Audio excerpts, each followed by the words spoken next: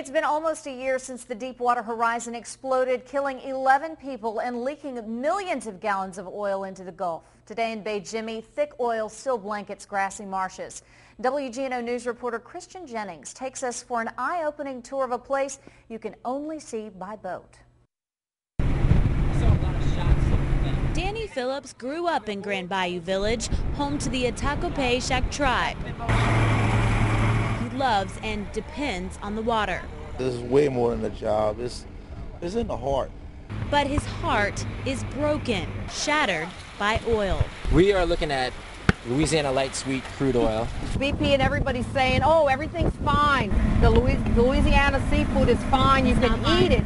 But it's not. Danny's wife, Sylvia, is angry and frustrated. Her husband is a shrimper, a trapper. It's their only source of income.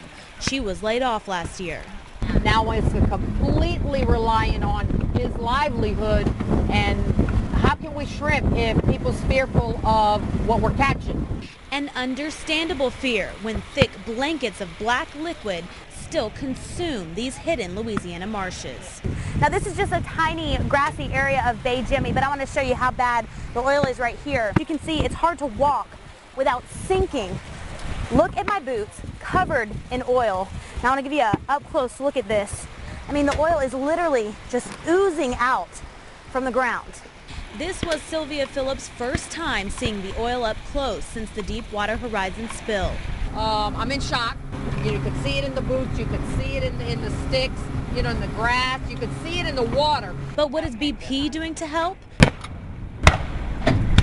For one, they've installed these air cannons that fire at regular intervals to keep the endangered birds away from the oily marshland. And dozens of BP crews can be found almost daily attempting to remove matted oil by literally ripping up grass chunks with a crane.